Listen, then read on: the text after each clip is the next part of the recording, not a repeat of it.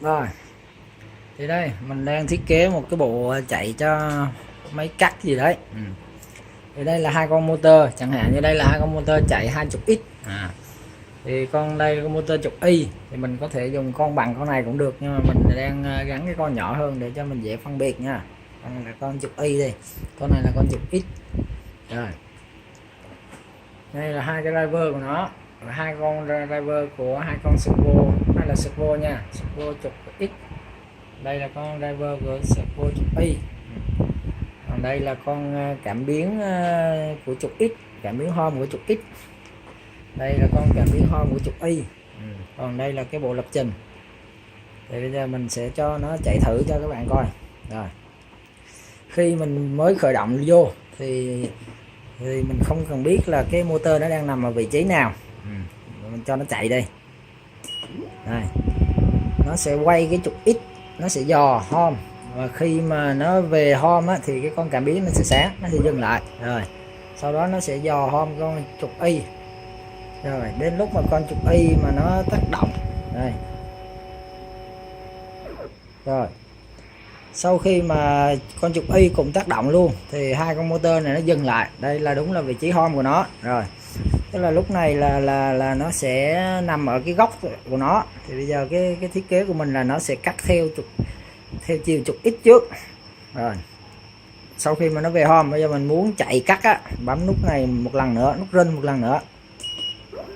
Đấy, rồi nó sẽ, con này nó sẽ quay 5 vòng, con kia nó quay một vòng, rồi nó quay ngược lại 5 vòng, rồi con kia nó quay một vòng. Đây trục x nha, đây trục y. Đấy, nó sẽ cắt theo hình chữ Z.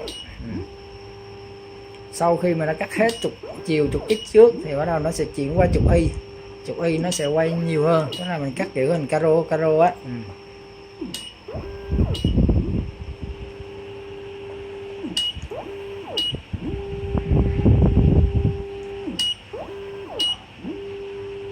Đây mình đang cài đặt nó là cắt 10 hàng. Đấy, bây giờ đến cái con trục y nó chạy, con trục x nó giờ nó chỉ quay một vòng thôi, còn chủ yếu là cắt theo chiều trục y, con trục y nó sẽ chạy. Đấy nha. Đấy, bây giờ là con trục x nó sẽ nhích một vòng, còn con kia nó sẽ quay 5 vòng.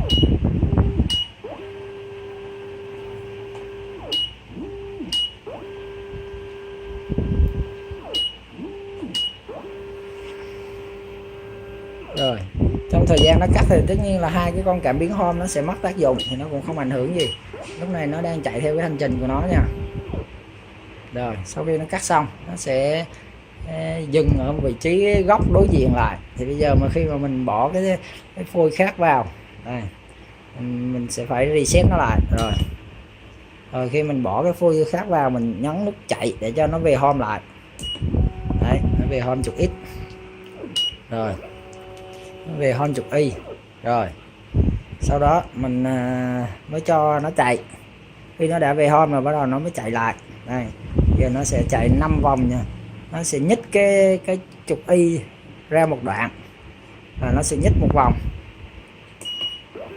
Đấy, rồi trục y bắt đầu x nó bắt đầu nó chạy. Rồi thì cái trình tự của nó để mà mình thay đổi cái giá trị nó thì rồi mình giới thiệu luôn. Thì bây giờ để mình thay đổi tốc độ hoặc là cái khoảng cách hay cái gì đó thì mình sẽ phải vào trong này. Đây, vào trong cái bộ lập trình này. Đây, nó có khai báo tốc độ rồi len. Chủ yếu là mình sẽ thay đổi gọi là cái tốc độ, gọi là cái chủ yếu là mình tốc độ thì mình có thể giữ nguyên.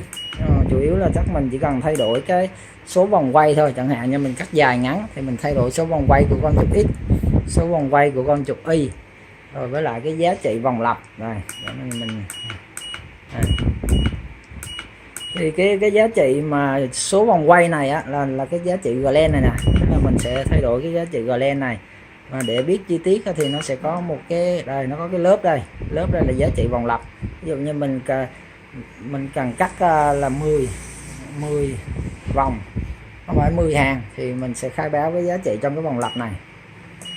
Đây, ví dụ như mình đang khai báo cắt nó là 10 hàng thì mình khai báo nó là 5 lần, tại vì mỗi lần nó sẽ khai báo, mỗi lần nó sẽ cắt mỗi hành trình của nó sẽ cắt hai hàng, nên là khi mà mình cần cắt 10 hàng thì mình sẽ thay đổi giá trị ở đây là 5, rồi nếu như 8 hàng thì sẽ là 4 rồi.